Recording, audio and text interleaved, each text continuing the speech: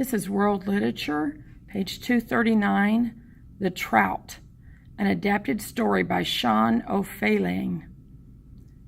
Right, literary terms: dialogue, the words spoken between two or more characters in a story. Symbol, a thing that stands for something else.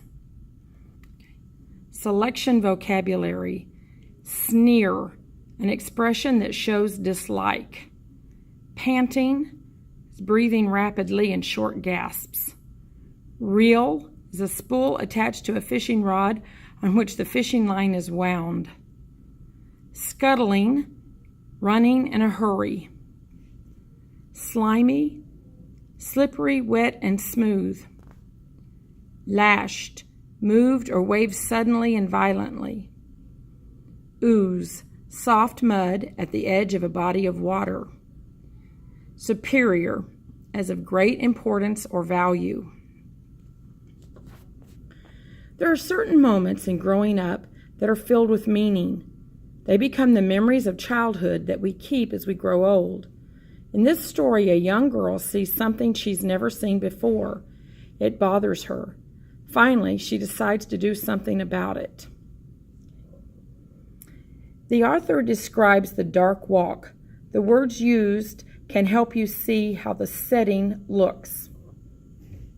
One of the first places Julia went was the dark walk.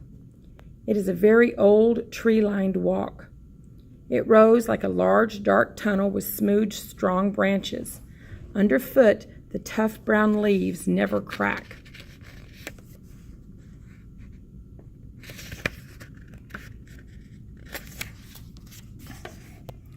Julia raced right into it. For the first few yards, she could still remember the sun behind her. Then she felt the end of the day fading around her.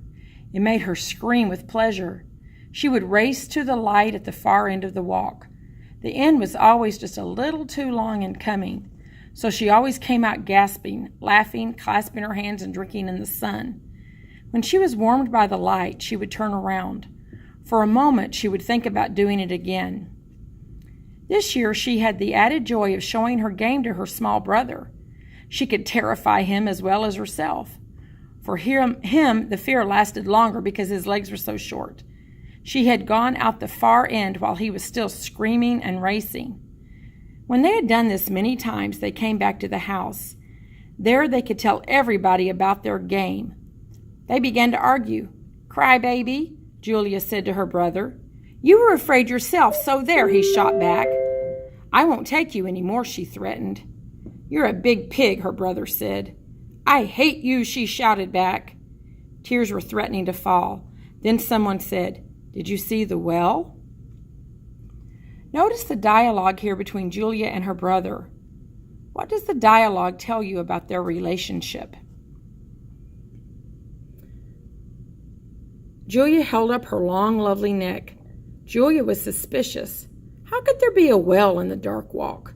She knew the walk. She had visited it year after year. With a sneer, she said, "Nonsense." But she went back to the dark walk. She acted as if she were going somewhere else. Once there, she found a hole scooped in the rock at the side of the walk. It was choked with damp leaves. It took her a while to uncover the hole. At the back of this small hole, there was about a quart of water. In the water, she suddenly saw a trout breathing heavily. She rushed for Stephen and dragged him to see it. Students down to the auditorium. Teachers, make sure that you come down and stay in the auditorium with your classes. Thank you. Please excuse that interruption. So in the water, she suddenly saw a trout breathing heavily. She rushed for Stephen and dragged him to see it. They were both so excited that they were no longer afraid of the darkness. As they hunched over the hole, there they saw the fish panting in his tiny prison. His silver stomach went up and down like an engine. This painting by Thomas Bewick is called The Golden Carp.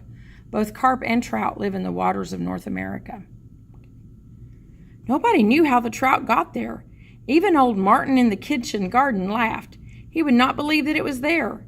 At least he pretended not to believe, until she made him come down and see.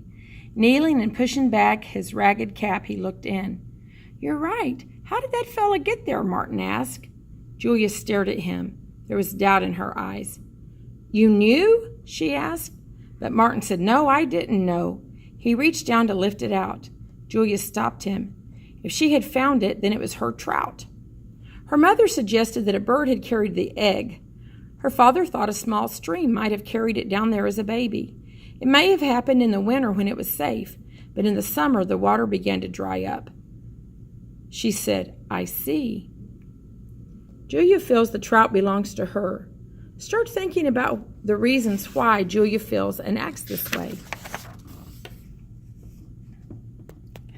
Julia's parents try to explain why the trout is in this tiny hole.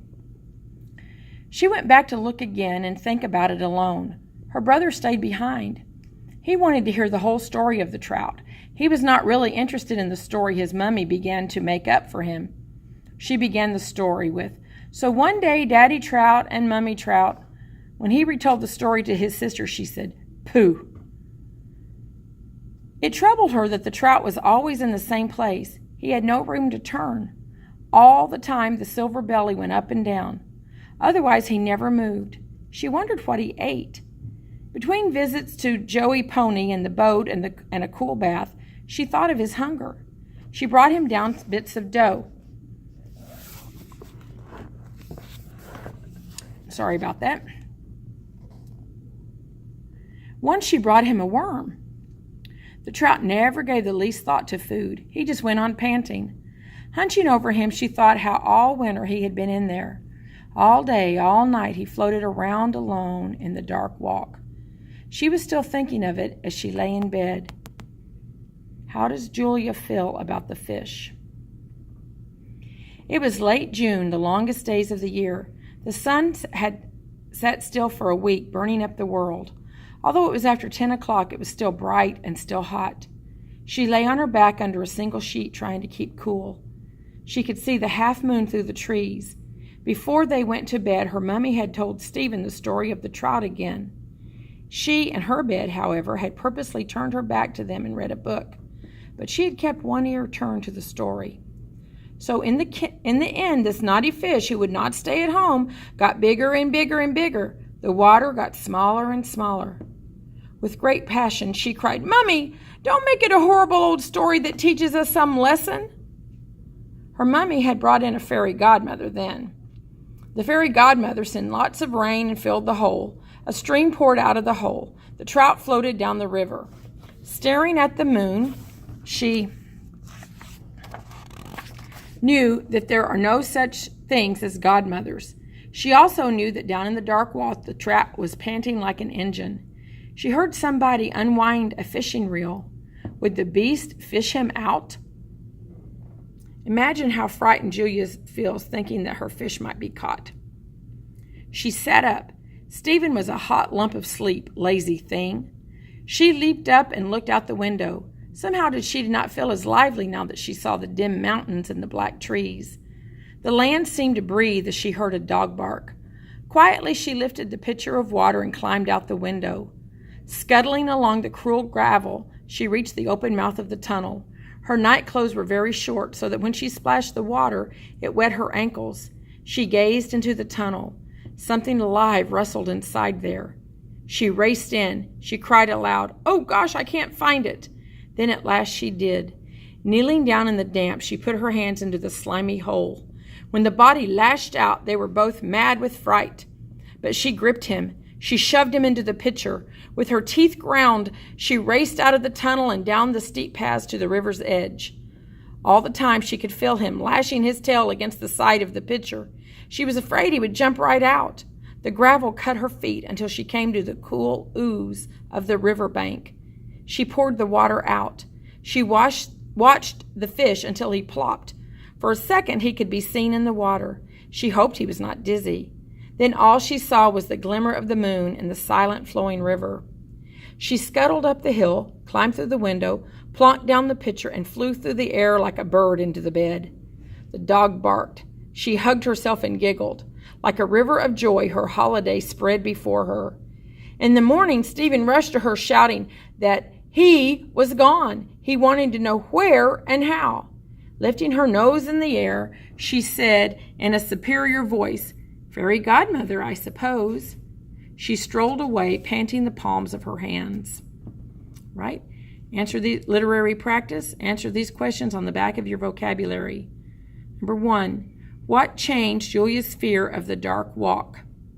Number 2, why doesn't Julia like her mother's story about the trout? Number 3, how does Julia grow up in this story? Number 4, what reason can you give for Julia letting the trout go?